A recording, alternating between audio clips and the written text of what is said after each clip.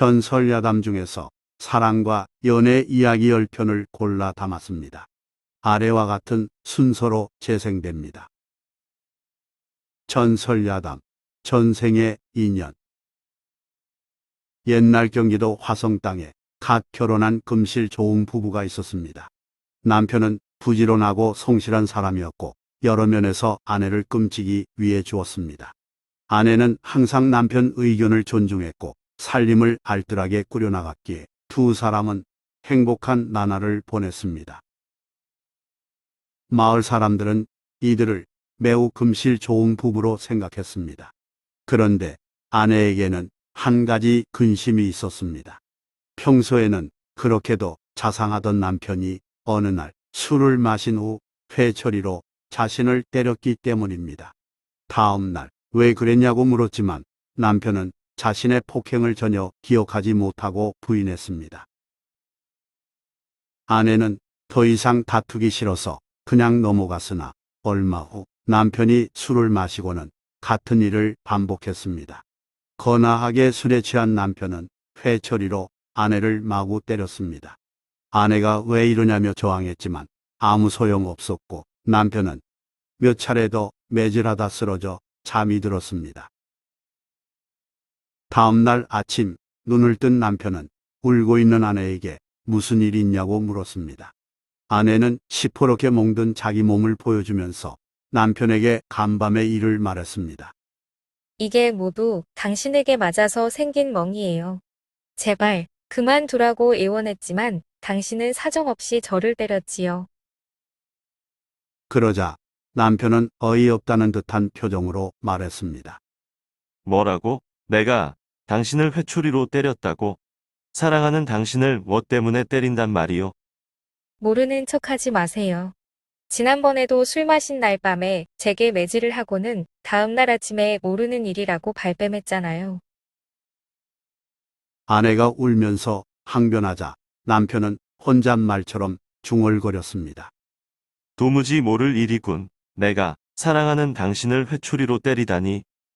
남편은 아내에게 미안하다고 사과하면서 자기 머리를 치며 자책했습니다. 내가 왜 그랬을까? 정말 기억에 없는데. 내가 왜 그랬을까?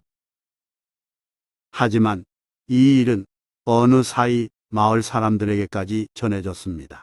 밤중에 누군가 우연히 남편의 폭행과 아내의 비명을 목격했다가 소문을 퍼뜨린 모양이었습니다.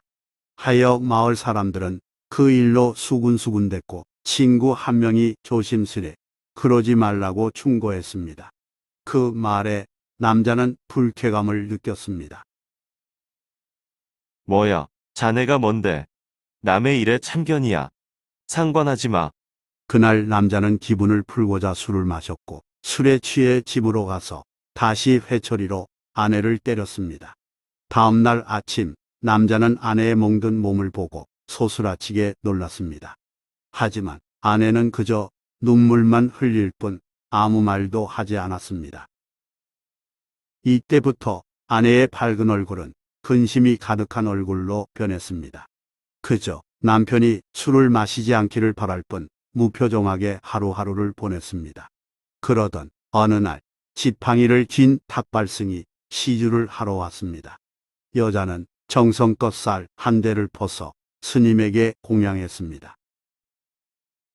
스님은 고맙다는 인사를 하고 돌아서려다가 수심 깊은 얼굴을 보고 여자에게 까닭을 물었습니다. 여자는 처음에 말하지 않으려 했으나 인자한 스님의 태도에 말문이 열려 남편의 술버릇을 말했습니다. 평소엔 더없이 자상한데 술만 마시면 회초리로 저를 사정없이 때립니다. 스님이 회초리로만 때리냐고 대묻자 여자는 그렇다고 답했습니다. 이야기를 모두 들은 스님은 뭔가 알았다는 듯 고개를 끄덕이더니 여자에게 대책을 말해줬습니다. 스님은 집안에 회초리가 될 만한 것은 모두 치우고 갈대를 한 다발 묶어서 마루 끝에 놓아두라고 말했습니다. 여자가 의아해했지만 스님은 일단 시키는 대로 해보라고 강하게 권했습니다. 이해 가지는 않았으나 여자는 스님의 당부대로 집안을 정리한 후 갈대를 한아름 꺾어다가 수십 개씩 묶어서 마루 끝에 놓아두었습니다. 그날 남편은 뭔 일이 있었는지 술을 마시고 늦게 들어왔습니다. 여자는 남편을 맞이하며 말했습니다. 여보, 늦으셨네요. 어서 들어가셔요. 그러자 남편은 화를 벌컥 냈습니다. 남편이 좀 늦었기로써니 어쨌단 말이야. 남자는 갑자기 불같이 화내면서 마루 끝에 놓여있는 갈대 묶음을 들어 아내를 마구 때렸습니다. 갈대는 대가 약한지라 아무리 맞아도 아프지 않았기에 여자는 잠자코 계속 맞았습니다. 남자는 갈대 묶음이 흐트러지면 다른 갈대 다발을 집어서 계속 아내를 때렸습니다. 그렇게 수십 차례 매질을 한 끝에 남자는 지쳤는지 그 자리에서 쓰러져 잠들었습니다. 다음 날 아침 남자는 다정한 남편으로 돌아왔지만 간밤의 일은 기억하지 못하는 듯 싶었습니다. 마당에 웬 갈대가 저리 많냐고 물어봤으니까요. 아내는 몸에 아무 뭉도 없었기에 굳이 설명하지 않았습니다. 이런 일이 있은 뒤 여자에게 기적 같은 일이 일어났습니다. 며칠이 지난 어느 날 남편은 기분 좋은 일이 있었다면서 술에 잔뜩 취해서 들어왔습니다. 여자는 슬쩍 갈대 묶음을 바라보면서 긴장한 얼굴로 남편을 맞이했습니다. 그런데 남편은 다정한 얼굴로 이렇게 말했습니다. 추운데 감기 들면 어쩌려고 나와 있소. 얼른 들어갑시다. 여자가 깜짝 놀란 얼굴로 쳐다보자 남자가 말했습니다. 멀리서 친구가 찾아왔기에 한 잔 마시다 보니 좀 늦었구려. 미안하오. 그러면서 남자는 아내의 손을 꼭 잡았는데 여자는 남편의 마음을 종잡을 수 없었습니다. 다음 날 아침 여자는 남편에게 어제는 왜 자기를 때리지 않았느냐고 물었습니다. 그게 무슨 소리여? 이렇게 소중한 당신을 때리다니. 안 될 말이지. 남자는 별소리를 다 한다면서 아내를 꼭 안았습니다. 남자가 일을 나간 후 여자는 빨래터로 가서 동네 아낙들에게 남편이 달라졌다고 말했습니다. 동네 아줌마들은 다행이라면서도 좀 더 지켜봐야 한다고 말했습니다. 여자가 빨래터를 떠난 뒤 동네 아낙 한 명이 한마디 했습니다. 며칠 지나면 고약한 버릇이 또 나올 거야. 특특. 마을 사람들이 수군거렸지만 이후 남편은 술을 아무리 마셔도 아내를 때리지 않았습니다. 여자 역시 한동안 마음을 조였지만 1년 정도 되자 이윽고 안심했습니다. 여자는 탁발승을 떠올리며 마음속으로 인사하면서 의문을 품었습니다. 언젠가 그 스님을 다시 뵙게 되면 감사드리고 그 연유를 꼭 여쭤봐야지. 그로부터 며칠 지나지 않아서 그 스님이 다시 찾아와 목탁을 두들겼습니다. 여자는 스님을 보자마자 한 걸음에 달려 나왔습니다. 스님, 그동안 얼마나 기다렸는지 모릅니다. 어서 오세요. 스님은 여자의 웃는 얼굴을 보더니 좋은 일이 있는 모양이라면서 남자의 술버릇이 여전한지 물었습니다. 여자는 스님께서 시킨 대로 했더니 거짓말처럼 술버릇이 고쳐졌다며 그간 있었던 일을 말했습니다. 그러자 스님은 자신이 한 일은 없고 자비로우신 부처님께서 여자의 착한 마음씨를 아시고 전생의 죄를 사해 주신 것이라고 설명해 줬습니다. 여자는 스님에게 감사 인사를 한 후 궁금해했던 점을 물었습니다. 그런데 스님, 대체 어떻게 해서 남편의 고약한 술버릇이 고쳐진 건가요? 그에 대해 스님은 전생의 업보라고 말해줬습니다. 스님의 말에 따르면 전생에 부인은 농부였고 남편은 매 맞으며 일하던 황소였습니다. 두 사람이 현생에서 부부가 되었는데 전생에서 황소가 농부에게 맞은 매의 10배를 아내가 남편에게 맞도록 인연이 맺어졌습니다. 하여 남편은 술을 마시면 전생의 기억에 빠져서 농부에게 맞았던 회초리로 아내에게 되갚음했습니다. 스님은 그 10배를 빨리 채우기 위해 여자에게 갈대 다발을 만들라고 권했고 여자는 갈대 묶음으로 수십 대를 맞았으므로 이제 전생의 업이 모두 끝났다는 것이었습니다. 이와 같이 설명한 탁발승은 더 이상 남편의 매질은 없을 것이라면서 여자의 행복을 축원해 주었습니다. 여자는 다시 한번 스님에게 감사 인사를 하면서 시주를 넉넉히 했습니다. 이후 부부는 금실 좋은 모습으로 오래도록 행복하게 잘 살았다고 합니다. 전설야당 영상대감이 추녀를 사랑한 연유. 조선시대 중력 사암 박수는 15세에 서경동 문인으로 들어가 공부하면서 책과 실제를 병행하며 평생을 살았습니다. 배울 점이 있다면 나이가 어린 사람일지라도 기꺼이 찾아가거나 연락하면서 학문적 깨달음을 얻고자 노력했습니다. 그래서 한참 후배 율곡 이이와도 교우관계를 유지했습니다.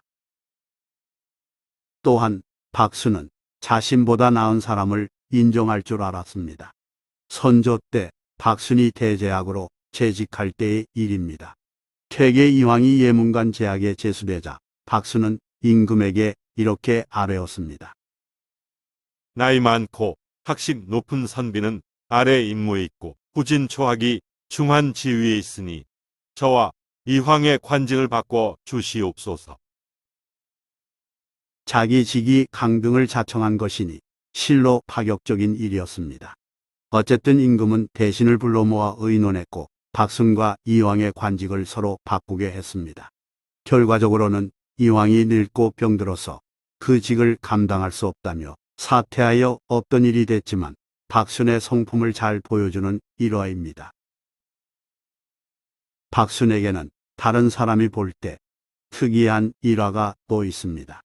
그는 1572년 우의정에 임명되고 이듬해 좌의정에 올랐으며 1579년에는 영의정에 임명되어 약 15년간 정승으로 재직했습니다.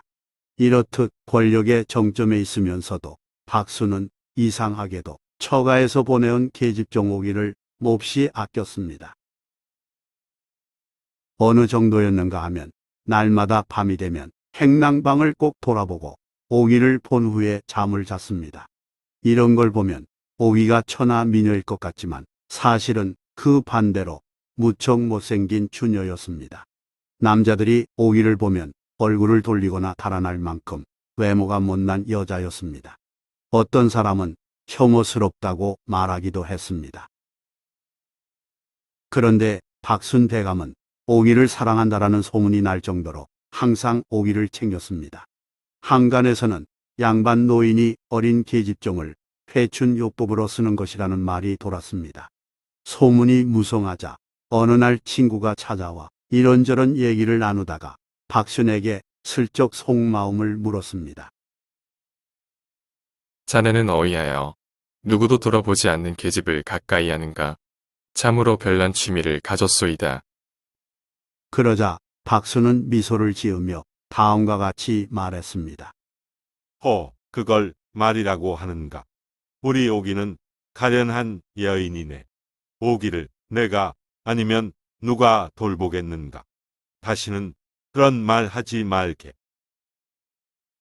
박수는 농담으로라도 오기를 입에 올리지 말라고 말했지만 친구는 여전히 의문을 품었습니다. 분명히 남에게 말하기 곤란한 내밀한 뭔가가 있을 거라고 혼자 짐작했습니다. 그런 박순에게 부자 처갓집에서 큰 유산을 물려줬습니다. 그러나 박순은 한사코 받지 않고 물리쳤습니다. 이때도 친구가 찾아와서 도대체 이해가 안 된다는 듯 박순에게 물었습니다. 자네는 재산에 대하여 그렇게 청렴결백하고 초연한데 어찌하여 처가에서 데려온 종년 오기는 물리치지 않는가? 친구는 고개를 가로저으며 도무지 알 수 없는 사람이라는 표정을 지었습니다. 이에 박수는 이렇게 말했습니다. 자네 얘기를 읽었지 않는가? 그 책에서 말하기를 군자는 옥을 몸에서 버리지 않는다. 라고 했지. 이제 내 뜻을 알겠는가? 박수는 농담으로 대답했지만 오기를 사랑해준 진짜 이유는 아무도 관심 갖지 않은 데 있었습니다. 외모 때문에 외로워 보이는 처지가 가여워 아껴준 것이지요. 전설야담, 홍도야, 울지 마라. 특이한 인연의 연속. 임진왜란을 일으킨 도요토미 히데요시는 전황이 지지부진하자 일단 철수했으나 조선과의 화의가 깨지자 1597년에 다시 조선을 침공했습니다. 이때 전라도 남원에 대군을 직결시켜 호남을 먼저 장악한 후 한양을 점령할 계획을 세웠습니다. 그걸 가장 효과적인 공격으로 판단한 것입니다. 1597년 8월 13일 외장 고니시 유키나가가 이끄는 5만 대군이 남원 읍성을 공격하자 포위당해 성 안에 갇힌 조선 병사와 민간인들은 한마음이 되어 대적했습니다. 궁수인 정생도 외족에게 연신 화살을 날렸고 그의 아내 홍도도 남장하고 군영에서 지냈습니다. 부부는 어린 아들 몽석을 할아버지에게 맡기며 지리산으로 피신시켰습니다. 결사항전을 다짐했기 때문입니다. 그렇지만 조명연합군의 항전에도 불구하고 남원성은 외적에게 짓밟혔습니다. 명나라 장수 양원은 성을 탈출해 어디론가 사라졌고 정생도 성에서 빠져나왔으나 그만 홍도를 잃어버렸습니다. 여보, 홍도 어디 있어? 정생은 사랑하는 아내를 찾아 미친 듯이 돌아다녔습니다. 이 사람 저 사람 붙잡고 아내의 인상착의를 말하며 봤냐고 물었고 누군가로부터 명나라로 돌아가는 양원의 부대에서 그와 비슷한 조선인을 봤다는 말을 들었습니다. 혼란의 소용돌이 속에서 무작정 따라갔음이 분명했습니다. 정생은 중국으로 건너가서 명나라 군대가 출병한 절강을 향해 갔습니다. 단서가 그것뿐이었지만 정생은 배고픔과 피로감을 참은 채 이것저것 기웃거리며 홍도를 찾아 돌아다녔습니다. 밤낮을 가리지 않는 정생의 노력에 지위 높은 중국인이 감복하여 절강으로 가는 배에 태워줬습니다. 그런데 배를 타고 가던 도중 정생은 익숙한 퉁소 소리를 들었습니다.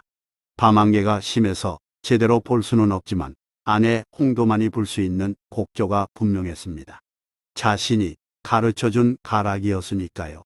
정생은 작은 배에서 내려 그리로 가려고 했으나 중국인이 무슨 일 당할지 모르니 자신에게 맡겨달라고 말했습니다. 중국인은 다음 날 은돈을 챙겨 간밤에 배를 찾아갔으며 수십 냥을 주고 퉁소 푸른 사람을 샀습니다. 예상대로 홍도가 맞았습니다. 한 중국인의 도움 덕분에 정생과 홍도 두 사람은 극적으로 배후했습니다. 홍도는 외족에게 붙잡혀 장사배의 노예로 팔렸고 계속 남자 행세를 하며 지냈다고 말했습니다. 여보, 이제 두 번 다시 헤어지지 맙시다. 두 사람은 절강 땅에 눌러 살았고 둘째 아들 몽연을 낳아 키웠습니다. 몽연은 커서 중국인 아내를 얻었는데 그녀는 임진왜란 때 조선에 원정 가서 돌아오지 않는 아버지가 전사한 것을 찾아가 제사를 올리고자 일부러 조선인과 결혼했습니다. 인연은 알 수 없는가 봅니다. 세월이 흐른 뒤 1618년 정생은 후금에 맞선 명나라 부대에 들어가 싸우다가 전략적으로 후금에 항복한 강옥립 군대와 행보를 같이 했습니다. 명나라군이 전멸했기에 중국군으로 참전했다가 조선군으로 풀려난 정생은 고향 남원까지 먼 길을 걸었습니다. 다리에 종기가 나서 걷기 힘드네.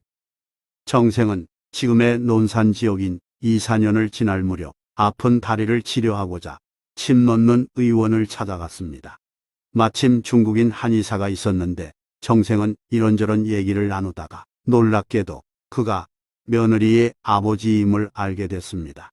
그는 명나라 군대가 철수할 때 나고돼 조선에 남았다고 말했습니다. 우리 같이 남원으로 갑시다. 사돈 관계인 두 사람은 걸음을 함께 했습니다.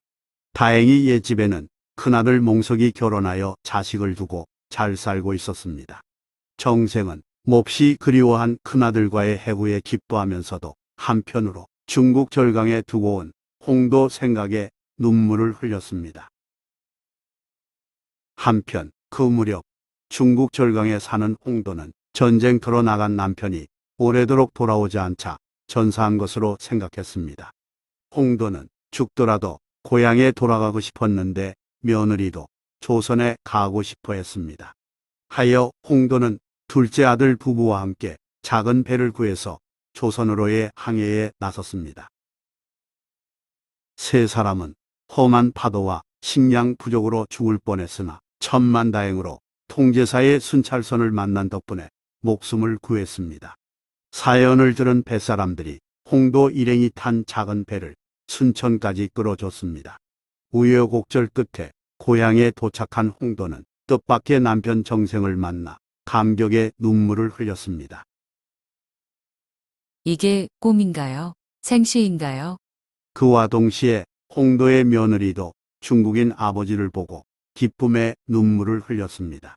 정생과 홍도는 이국만리 중국과 조선에서 두 차례에 걸쳐 극적으로 재회했고 중국인 모녀도 감동적인 만남을 가졌으니 실로 지성이면 감천이라는 말이 딱 맞는 사연이었습니다.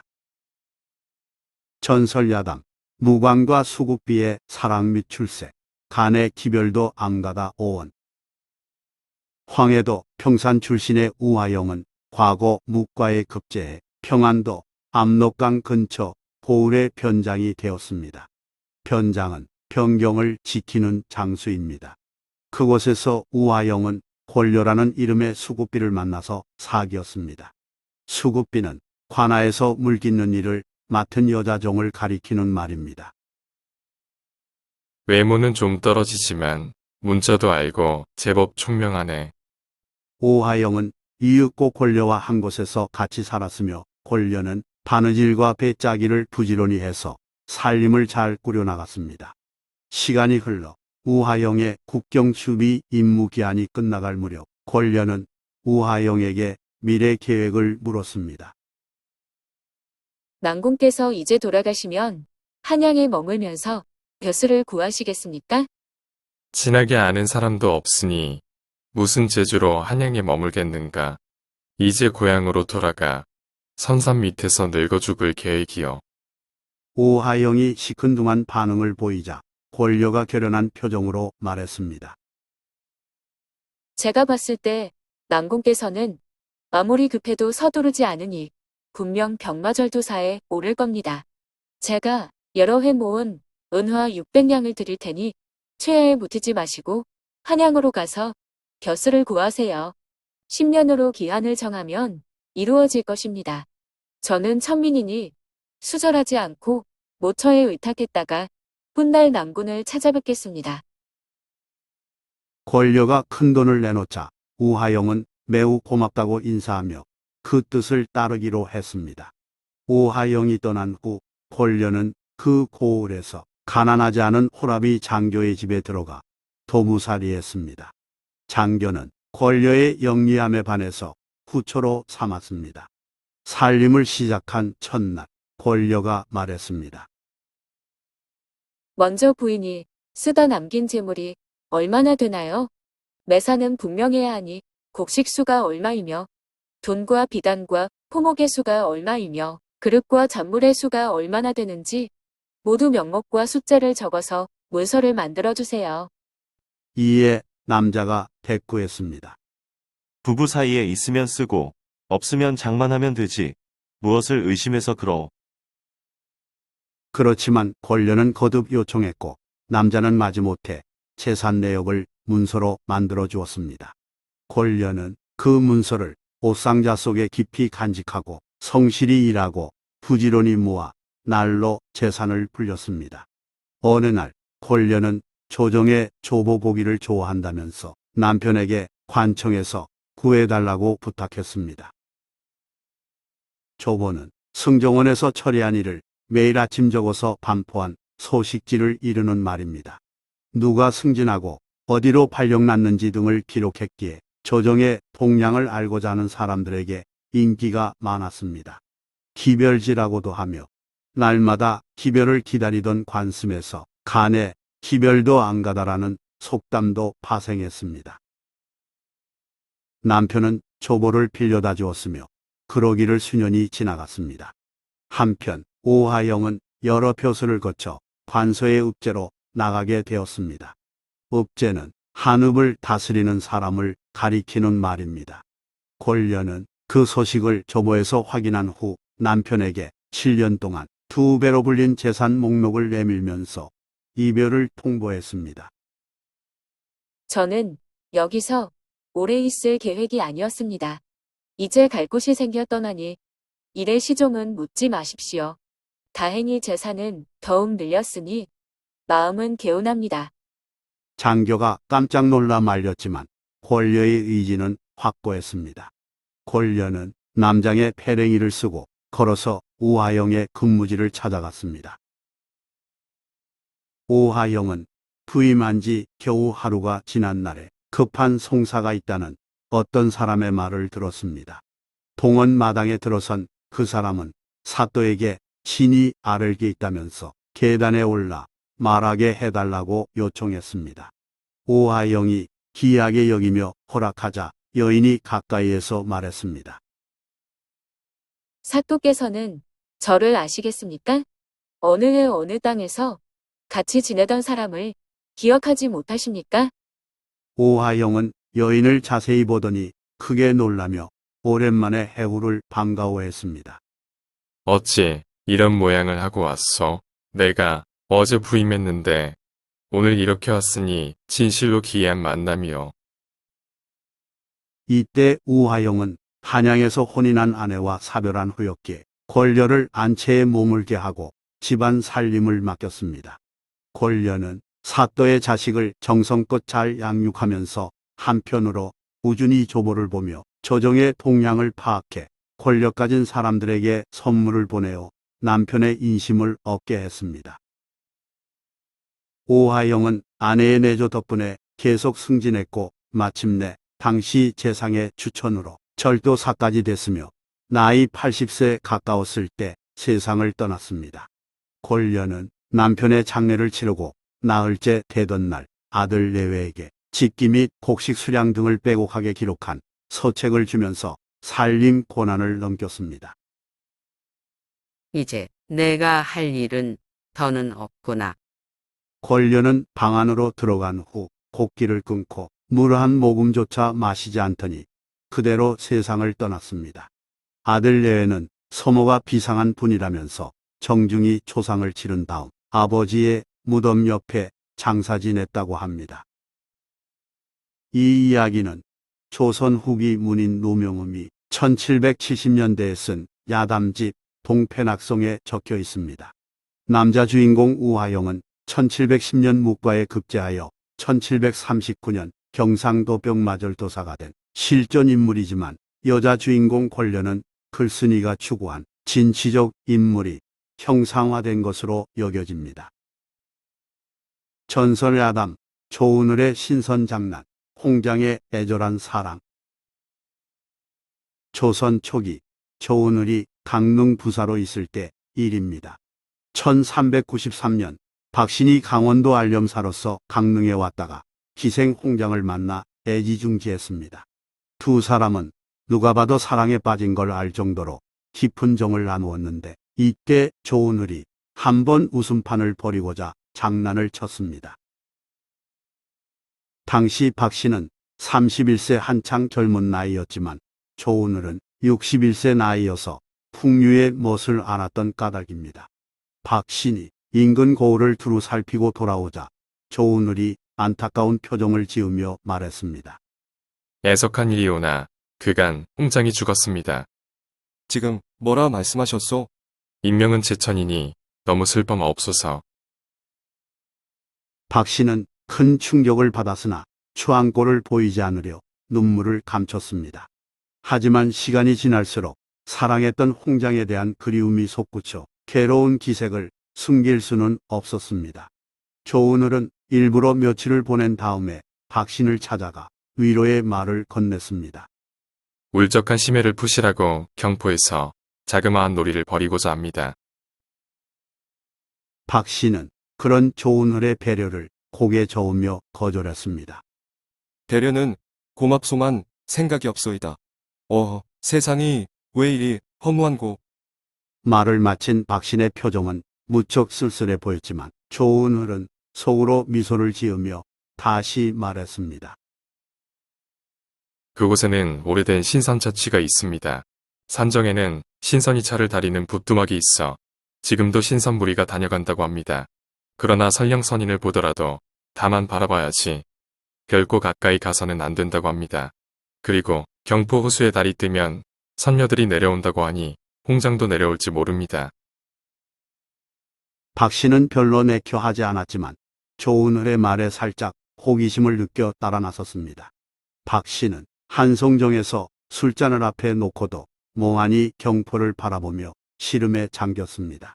동석했던 기생이 분위기를 바꾸고자 박신에게 질문을 던졌습니다.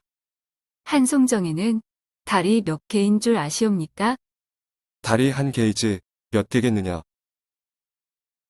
박신이 퉁명스럽게 대답하자 기생이 웃으며 말했습니다. 아니옵니다. 5개이옵니다. 뭐, 5이라고 했느냐. 예, 그렇사옵니다. 하늘에 둥실 뜬 달, 경포에 비친 달, 술잔에 비친 달, 눈에 비친 달, 님의 가슴에 뜬 달, 이렇게 5이옵니다. 기생의 재치 있는 말에 박씨는 잠시 웃음을 지었습니다. 그러나 박씨는 이내 쓸쓸함에 젖었습니다. 사랑스러운 홍장이 새삼 그리워졌기 때문입니다. 그때였습니다. 호수의 신비스러운 운무 속에서 선녀를 태운 화려한 배가 어디선가 나타났습니다. 조은흘이 약간 흥분한 어조로 그 배를 가리키며 말했습니다. 저거 보십시오. 선인이 나타났습니다.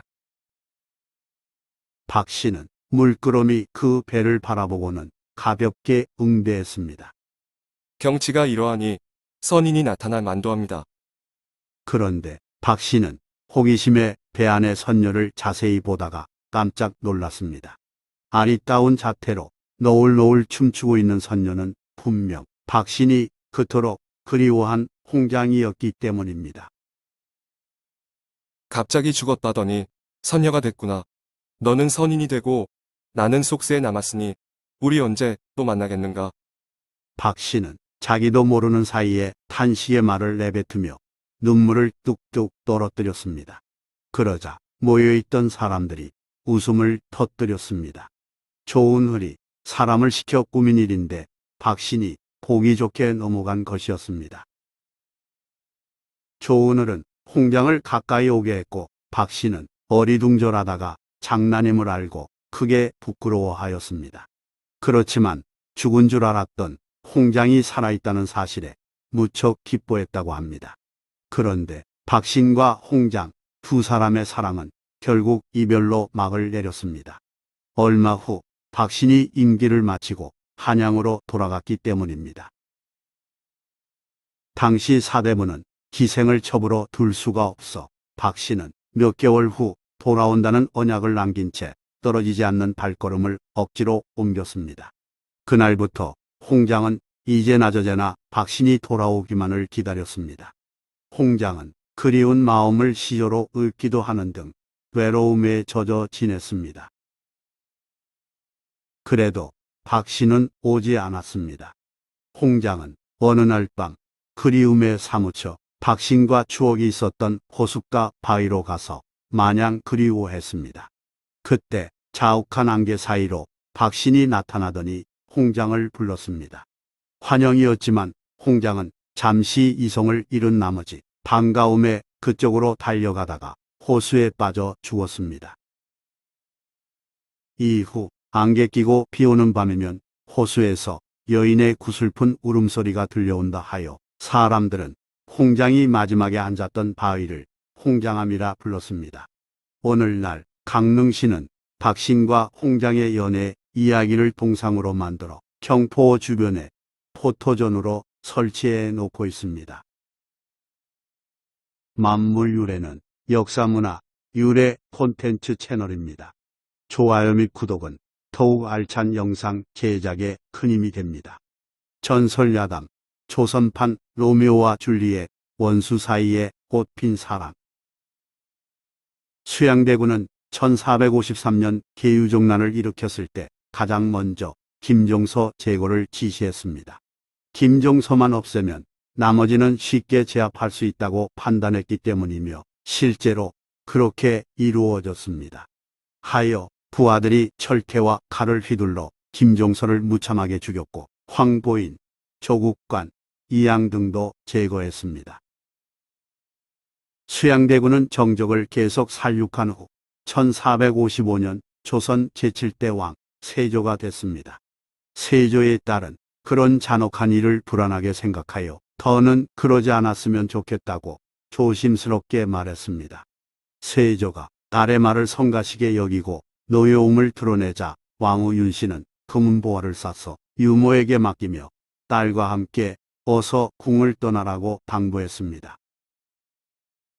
야밤에 대궐을 빠져나온 공주와 유모가 며칠을 걸어 충청도 보은 땅에 이르러 길가에서 잠시 쉴 때의 일입니다. 용모 준수한 청년이 다가와서 말을 걸었습니다. 두 분은 어인일로 지친 기색이신지요?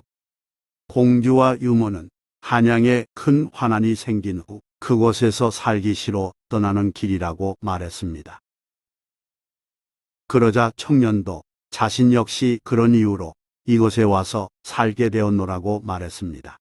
공통점이 있어서인지 세 사람은 이내 친해졌고 청년은 어디 갈 곳이 없으면 자기가 사는 산속 움막에서 함께 지내면 어떠냐고 제안했습니다.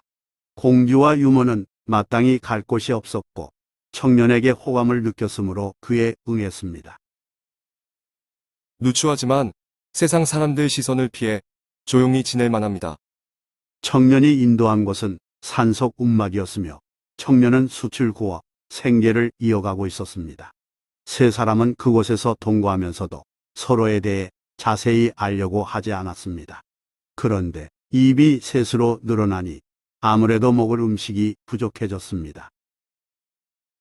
어느 날 유모가 보물을 꺼내 청년에게 주면서 팔아달라고 부탁했습니다. 보아하니 모두 궁중 물건인데 할머니께서는 이것들을 어디서 구했습니까? 청년이 놀라서 물었으나 유모는 아무것도 따지지 말고 그냥 팔아달라고 부탁했습니다. 청년이 보물 판 돈을 가져오자 유모는 그 돈을 생활비로 쓰라고 말했습니다. 함께 지내는 동안 청년과 공주는 점차 정이 들어 사랑하는 마음을 갖게 됐습니다. 둘의 연정을 눈치챈 유모가 그들에게 결혼을 권유해 두 사람은 맑은 물을 떠놓고 백년가약을 맺었습니다. 부부가 되자 청년이 먼저 물었습니다. 이제 부부가 됐으니 감출 일이 뭐가 있겠소? 당신은 대체 어느 대 교수요? 그 질문에 유모가 나서서 그간의 사정을 소상히 밝히며 공주라고 말해줬습니다. 이에 청년은 깜짝 놀라면서 잠깐 멈칫하더니 김종서의 둘째 손자라며 자신의 신분을 밝혔습니다. 조부와 부친 그리고 형님까지 화를 당했으나 저만 간신히 목숨을 건져 이곳에 숨어 살게 됐습니다. 참으로 기막힌 인연이었습니다. 청년 입장에서 공주는 부모를 죽인 원수의 딸이고 공주 입장에서 청년은 만나서는 안 될 금지된 사랑이었으니까요. 그렇지만 두 사람은 한바탕 크게 통곡하며 슬픔과 아픔을 나눈 후 깊은 신뢰 속에 서로를 아꼈습니다. 이후 마을에 작은 집을 하나 마련하여 아들까지 낳고 행복한 나날을 보냈습니다. 그러던 어느 날 세조가 속리산에 행차한다는 소문이 들렸습니다. 세조는 집권에 성공했지만 고치기 힘든 질환에 시달리자 틈틈이 명산대천을 찾아다니며 자신의 손에 죽은 충신들의 명복을 비는 한편 요양을 했습니다. 공주는 비록 대궐을 나왔지만 핏줄인 아버지에게 손자의 존재를 알리고 싶었습니다. 공주는 세조가 행차하는 날 아침에 6살 된 아들을 불러 말했습니다. 오늘 밖에 나가 있다가 가마를 타신 분이 지나가거든 할아버지라고 부르렴. 얼마 후 세조가 가마 위에 앉아서 길을 가는데 고마가 가까이 와서 할아버지라고 불렀습니다. 세조가 이상한 눈길로 바라볼 때 여인이 흐느껴 우는 듯한 소리가 들렸습니다. 궁금해진 세조가 옆에 있는 신하들에게 묻자 꼬마가 우리 어머니가 우는 소리라고 대신 말했습니다. 세조는 주위 신하들을 물린 뒤 꼬마와 함께 걸어서 그 집으로 갔습니다. 그러자 어느 여인이 땅에 엎드리더니 통곡하기 시작했습니다. 놀란 세조가 물었습니다. 너는 누구냐? 아버님, 저입니다. 이 못난 딸은 지난날 아버님께 책망을 듣다 어머님 분부로 유모와 함께 나와 여기에 도착해 죽지 못하고 이렇게 목숨을 이어가고 있습니다. 세조는 공주의 손을 부여잡고 눈물을 흘리며 말했습니다. 나는 내가 일찍 요절한 줄만 알았다. 이렇게 살아있는 줄은 까맣게 몰랐다. 그런데 내 남편은 어디에 있느냐? 제 남편은 세상 떠난 좌의정 김종서의 손자입니다. 그 역시 화를 피해 여기까지 내려왔다가 우연히 길가에서 만나 부부의 연을 맺었습니다. 하지만 아버님의 행차가 이곳을 지나간다는 소식을 듣고 이미 피해서 지금 집에 없습니다. 세조는 그제서야 모든 것을 알아차리고 탄식하며 말했습니다. 김종서한테 무슨 죄가 있겠느냐? 한양으로 올라가면 부마궁을 마련한 뒤 가마와 말을 보낼 테니 내외가 함께 올라오도록 해라. 내 남편에게는 벼슬을 내리마. 세조는 오랜만에 혈육의 정을 느끼며 이처럼 당부했고 예정대로 행차했습니다. 그런 뒤 며칠이 지나서 세조는 승지를 보내 공주의 가족을 데려오게 했습니다. 하지만 공주는 남편과 자식을 데리고 어디론가 사라지고 없었습니다. 집은 텅 비어 있었습니다. 이들 부부는 공주와 부마의 신분으로 궁궐에서 살기보다 덜 여유롭더라도 가족끼리 단란하게 사는 편을 택한 것입니다. 뒤늦게 세조는 사람을 풀어 백방으로 그들을 찾았지만 끝내 찾지 못했습니다. 그 후 세조가 행차한 보은 땅에 관군이 진을 치고 주둔한 곳을 진터라고 했고 청년이 가마를 설치해 숯을 구웠던 뒷산 골짜기를 가마골이라 부르게 됐다고 합니다. 한편 이들의 사랑이 정말인지에 대해서 논란이 있습니다. 선원계 보기락에 따르면 세조의 딸은 하나이고 그 의숙공주는 정원조에게 시집갔습니다. 그런데 조선 왕실 족보에서는 딸이 한 명이지만 공주 생모 정의왕후 윤씨의 시어머니 소원왕후 심씨의 능지문에는 수양대군이 윤본의 딸에게 장가들어 일남 이녀를 낳았다고 기록되어 있습니다. 이로 미로 두 딸 중 한 명만 공식 문서에 남고 한 명은 이른바 호족에서 빠졌다고 볼 수 있습니다. 그렇다면 이 전설의 공주는 이른바 호족에서 지워진 그 공주임에 분명합니다. 그런가 하면 김종서의 손자 김행남, 김중남, 김팽, 김효달은 여러 지역에 분산하여 응거했습니다. 어쨌거나 수양대군 딸과 김종서 손자가 만나 사랑의 인연을 맺은 이 전설이 사실인지 아닌지 여부는 각자 판단할 일입니다. 전설야담 벌거벗은 여인을 조각한 까닭 전등사 나체상 유래. 강화도 전등사는 현존하는 사찰 중 가장 오래됐습니다. 고구려 소수림왕 11년에 아도화상이 창건한 사찰이니까요. 본래 진종사였으나 고려 충렬왕 8년 왕비 정화공주의 시주를 계기로 전등사로 이름이 바뀌었습니다. 전등은 불법의 등불을 전한다라는 뜻입니다. 전등사는 고려시대에 임시 궁궐이 세워질 정도로 왕실의 각별한 관심을 받았지만 조선 광해군대에 이르러 두 차례 화재로 건물이 소실됐다가 1621년 재건됐습니다. 특이하게도 이 사찰 대웅 보존 기둥에 내 귀퉁이 위에는 추녀를 받들고 있는 인물상이 조각되었는데 그에 대해 다음과 같은 설화가 전해옵니다. 전설에 따르면 광해군 때 대웅보전 건축을 지휘한 도편수는 나라에서 손꼽히는 목수였습니다. 도편수는 목수의 우두머리를 가리키는 말입니다. 고향에서 멀리 떠나온 도편수는 하루 일을 마친 저녁이 되면 마을 주막에 들러 막걸리를 마시며 쌓인 피로를 풀었습니다. 그러다 그곳 주모와 눈이 맞았습니다. 아, 주모 얼굴이 눈에 아른거리네. 도편수는 날마다 일을 마치는 즉시 주막으로 가서 주모를 보며 즐거운 시간을 가졌습니다. 사랑에 눈먼 도편수는 돈을 버는 대로 주모에게 가져다 주었고 주모도 도편수를 반갑게 맞이해 주었으며 급기야 두 사람은 미래를 약속했습니다. 불사를 마치면 우리 오순도순 살아갑시다. 좋아요. 어서 빨리. 그런 시간이 왔으면 좋겠어요. 어느 날 주모가 급전이 필요하다고 말하자 도편수는 주지 스님에게 부탁해서 미리 당겨받은 목돈을 주모에게 갖다 주었습니다. 도편수는 그만큼 주모를 깊이 사랑했습니다. 그런데 며칠 후 도편수는 주막에서 엄청 큰 충격을 받았습니다. 주모가 아무 말도 없이 갑자기 사라졌기 때문입니다. 뒤늦게 알고 보니 주모는 두 남자에게 양다리를 걸쳤다가 다른 한 남자와 함께 야반도주했습니다. 낙담한 도편수는 그날부터 식음을 전폐하고 일을 하지 않았습니다. 세상에 믿을 사람 없구나. 도편수는 이 말만 반복하면서 폐인처럼 지냈습니다. 보다 못한 주지 스님이 도편수에게 이렇게 말했습니다. 깨우침이 없으면 아무것도 달라지지 않습니다. 며칠을 멍하니 있었던 도편수는 스님의 말을 듣고 문득 느낀 바가 있어서 마음을 고쳐 잡았습니다.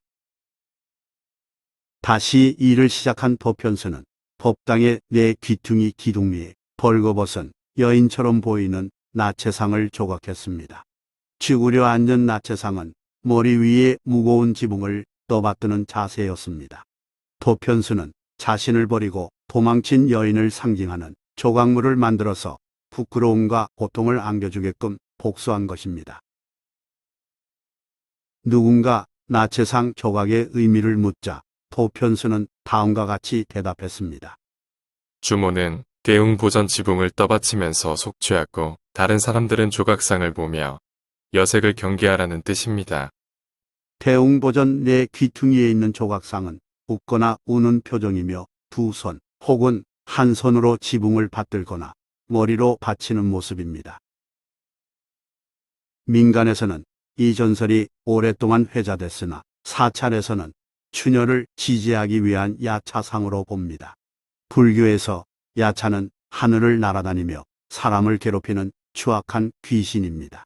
그런가 하면 전등사에는 불법을 지키는 천왕문이 없기에 동서남북을 지키는 수호신으로 원숭이 상을 새겨 넣었다고도 해석합니다. 한편 전등사 대웅보전에는 또 하나 볼거리가 있으니 바로 업경대입니다. 업경대는 지옥의 연마왕청에 있다는 거울이며 죽은 사람이 그 앞에 서면 생전에 이승에서 지은 선악의 행적을 그대로 비추어 준다고 합니다. 전등사 업경대는 불단 3존불 양옆에 놓여 있습니다. 전설야담, 김웅서와 개오량의 계략, 가루계 지명 이야기. 김웅서는 임진왜란 때 무관으로 활약한 인물입니다. 1592년 왜군은 조선 침략 2달 만인 6월 11일 평양성을 함락했습니다.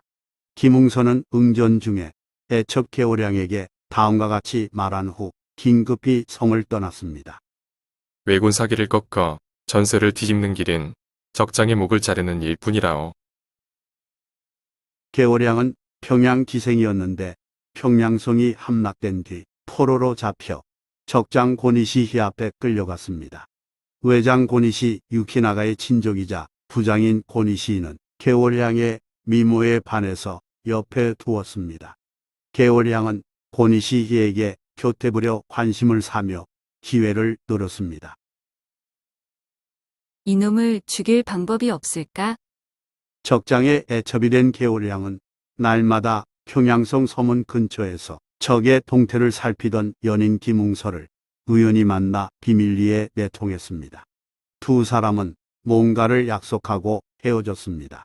다음 날 김웅소가 성 아래를 지나가자 성곽에서 내려다보던 개오량이 거짓 눈물을 흘리며 권희시 희에게 말했습니다.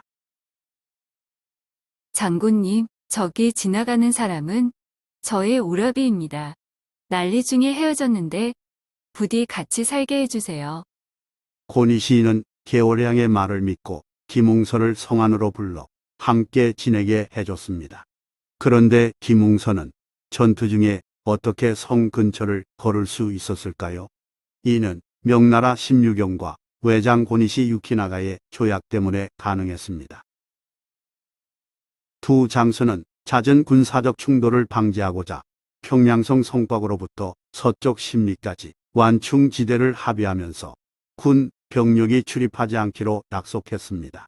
따라서 민간인들은 성벽 아래까지 접근 가능했기에 김웅선은 민간인 복장으로 여러 차례에 걸쳐 평양성 바깥을 지나다닐 수 있었습니다. 며칠 후 권희시희가 연회를 열었을 때 개월향은 애교를 부리며 의도적으로 연거푸 술을 권했습니다. 크게 취한 권희시희가 침소에서 깊은 잠에 빠지자 개월향은 김웅서를 불렀습니다. 김웅서는 단칼에 권희시희의 목을 베어 죽인 후 개월향과 함께 계략 성공을 짧게 자축했습니다. 이제 빨리 여기를 벗어납시다. 두 사람은 조용히 성을 탈출하고자 했으나 얼마 지나지 않아 왜군에게 발각되는 바람에 붙잡힐 위험에 처했습니다. 곧 붙잡힐 위기에 처하자 개오량이 적장의 목을 들고 있는 김웅서의 등을 떠밀며 말했습니다. 장군께서는 꼭 탈출해 나라를 구하셔야 합니다. 개오량은 성 안에서 스스로 목숨을 끊었고 눈물을 삼키며 돌아선 김웅서는 가까스로 탈출에 성공한 후 훗날 왜적들이 잘 보게끔 외장의 목을 높이 내걸어 승전으로 이끌었다고 합니다. 이 암살은 평양성 회복 전투의 원동력이 됐습니다. 그렇지만 개오량의 죽음에 대해서는 다른 설도 있습니다. 두 사람 모두 성문 밖으로 나오기는 했으나 개오량이 김웅서에게 시간을 벌어주고자 비수로 자결했다는 설도 있습니다.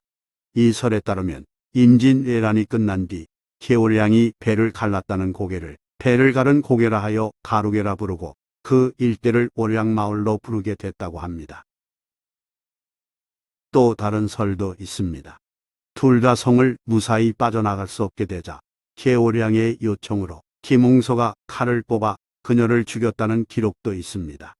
어떤 설이 맞든 개오량이 희생했음은 분명합니다. 한편 전쟁이 끝난 후 김웅서는 김경서로 이름을 바꿨으며 종이품 포도대장에 올랐습니다. 전설야담 최충원이 애첩의 애인을 총애한 까닭. 최충원은 쿠데타로 이인민을 제거한 후 강압 통치로 절대적 독재 체제를 확립하고 권신정치 기틀을 세운 사람입니다. 권신정치는 권세 가진 신하가 나라를 다스리는 일을 가리키는 말이며 최충원은 자기 생전에는 물론 자식 세대에까지 그 기반을 물려주었습니다. 최충원은 포악한 성격이면서도 나름대로 너그러운 면이 있었습니다. 최충원이 자기 집 계집종 동화를 예뻐할 때의 일입니다.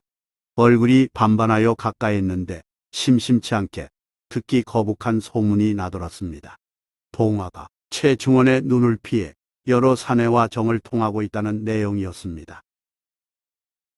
본래 소문은 본인만 모르게 다른 사람들 사이에 떠도는 법이고 마침내 그 소문이 최충원의 귀에도 전해졌습니다.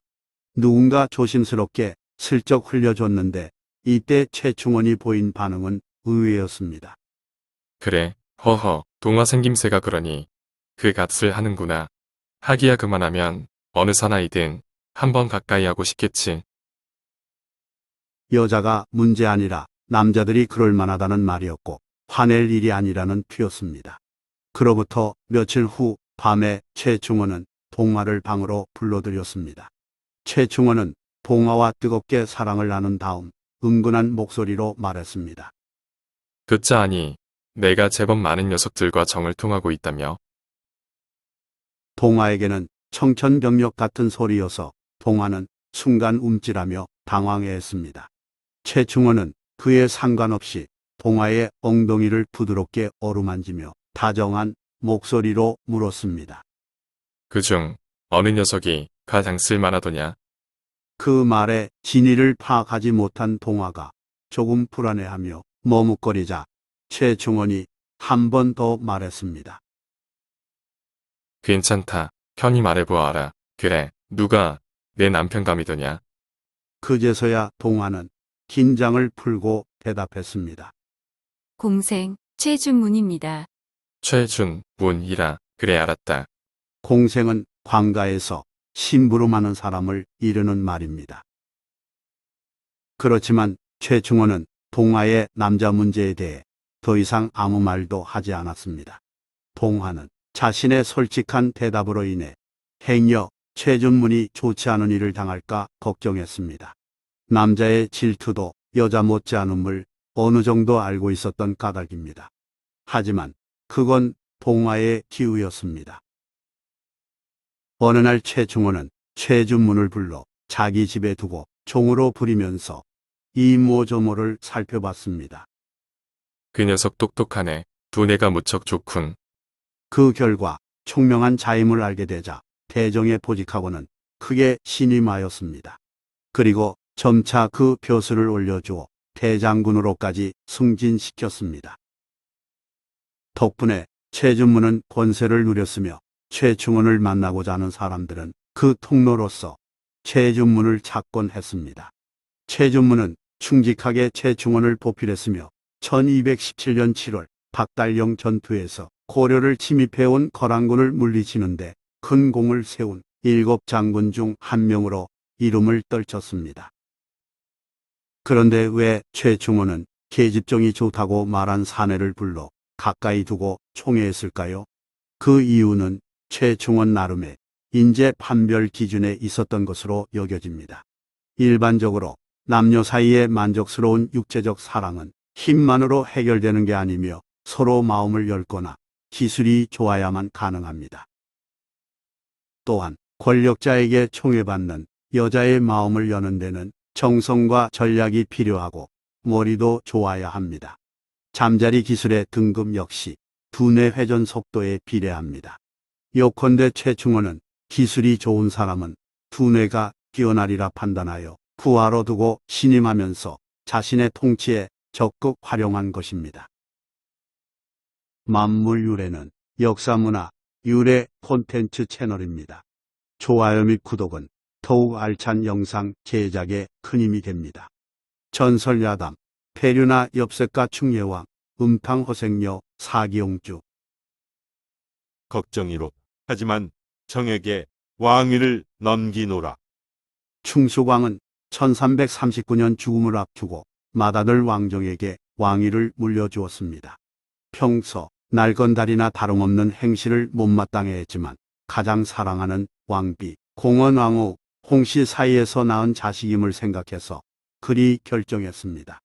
불행하게도 충수광의 걱정은 바로 현실로 나타났습니다.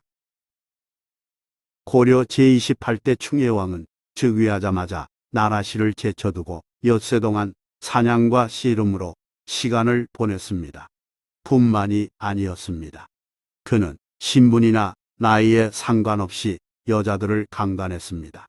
심지어 부왕의 후비인 수비 권씨와 경화공주까지 보면서 사람들을 놀라게 했습니다. 그 일은 이렇게 일어났습니다. 충예왕은 연애를 연 다음 술자리가 끝날 때쯤 술에 많이 취했다며 궁궐로 돌아가지 않았습니다. 그리고는 쉴 곳을 찾는 척하면서 경화공주 침실로 들어가 그대로 덮쳤습니다. 공주가 저항하자 부하들을 시켜 완력을 써서 비뚤어진 탐욕을 채웠습니다.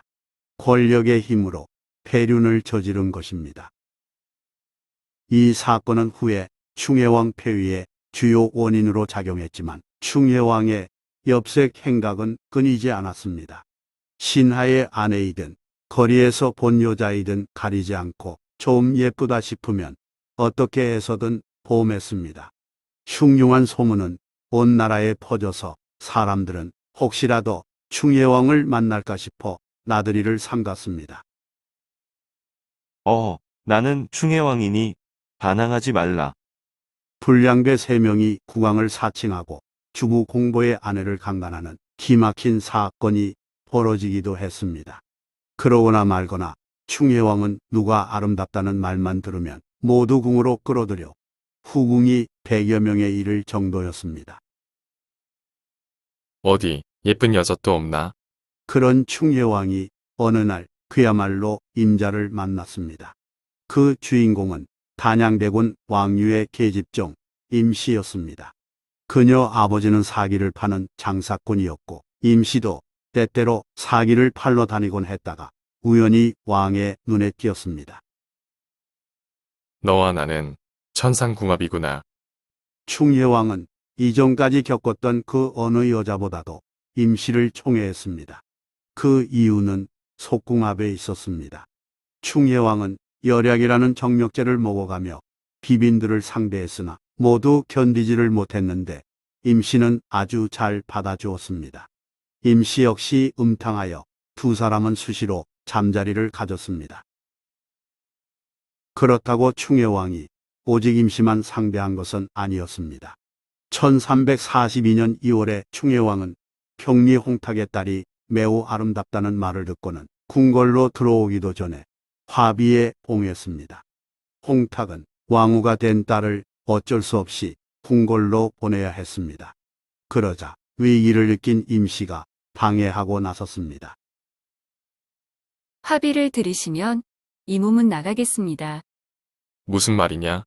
저에게 실증을 느껴 화비를 데려오는 것일 테니 그렇다면 그리하겠습니다. 임씨는 충혜왕이 여전히 자기에게 깊이 빠져 있음을 알았기에 과감하게 선수를 친 것이었습니다. 상황이 이리 되자 충혜왕은 화비를 궁궐로 들이지 못했습니다. 그렇다고 그냥 물러설 충혜왕은 아니므로 충혜왕은 꼼수를 발휘하여 끝내 욕심을 채웠습니다. 화비 홍씨를 재상 윤침의 집에 머물게 한 후 어느 날 몰래 나가서 잠자리를 가졌습니다. 하지만 충혜왕은 며칠 지나지 않아 화비 홍씨에게 실증내고 출입을 끊었습니다. 여성을 그저 호기심의 대상으로 삼았기에 그랬습니다. 저는 아무것도 아니군요. 임씨가 그마저 질투하자 충혜왕은 임씨를 달래려고 은천옹주라는 칭호를 주었습니다. 임씨는 매우 기뻐했으나 임씨를 옹주 대접해주는 사람은 아무도 없었습니다. 사람들은 오히려 사기옹주 혹은 오지옹주라고 부르면서 비꼬았습니다. 이전에 오지그릇 팔던 여자임에 빗댄 별명이었습니다. 옹주라면 마땅히 시녀가 있어야겠지. 충혜왕은 나아가 은천옹주를 위해 집을 짓고 전속 시녀를 붙여주었습니다. 이때 두 시녀가 천한 은천옹주에 시중들게 되는 걸 속상해하며 울자 충혜왕은 분노하여 시녀들을 벌주었습니다. 감히 싫은 티를 내다니. 여봐라, 전현들을 매우 쳐라. 충혜왕의 은천옹주 사랑은 끝이 없었습니다. 은천옹주가 아들 석기를 낳자 잔치를 벌여 많은 비단을 선물로 주었습니다. 그런데 그 비단들은 시장 상인에게 강제로 빼앗은 물품이었습니다. 당연히 시장 상인을 비롯해 백성의 원성을 샀지만 충혜왕은 은천옹주를 기쁘게 해주는 일이라면 그런 횡포를 마다하지 않았습니다. 보석이 아름답네요. 선물은 언제나 환영이에요. 은천옹주 역시 사치를 좋아하여 왕에게 더 많은 재물을 얻으려 애썼으며 아들 낳은 걸 자랑스럽게 여기며 왕족들을 조롱하였습니다.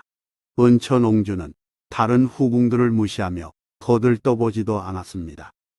너희들은 아들을 낳아봤니? 그것도 왕의 후손인 아들을. 그러나 백성의 신망을 얻지 못한 권세는 오래 갈 수 없었습니다. 특히 충혜왕에게 능욕당한 경화공주가 치욕을 갚으려 절치부심했습니다. 경화공주는 고국 원나라로 돌아가기 위해 말을 사려 했으나 충혜왕이 마시장을 열지 못하게 조치하는 바람에 1차 시도는 실패했습니다. 그러자 경화공주는 비밀 편지를 원나라로 보내 자신이 당한 일을 알렸고, 그 무렵 충혜왕의 문란함을 비판하는 글들이 원나라 조정에 여러 전해졌습니다. 상황을 파악한 원나라는 사신두린 등을 고려에 파견하여 옥새를 빼앗아 경화공주에게 넘겼고, 충혜왕은 왕위에서 쫓겨나 원나라로 압송되었습니다. 이와 더불어 은천옹주 임시도 궁궐에서 쫓겨났습니다. 충혜왕은 1344년 1월 중국 영경에서 2만 리 떨어진 계양으로 귀양 가는 길에 건강이 나빠져 30세 나이로 죽었습니다. 그가 죽었다는 소식이 고려에 전해졌을 때 백성들은 무척 기뻐했으며 어느 누구도 슬퍼하지 않았다고 합니다.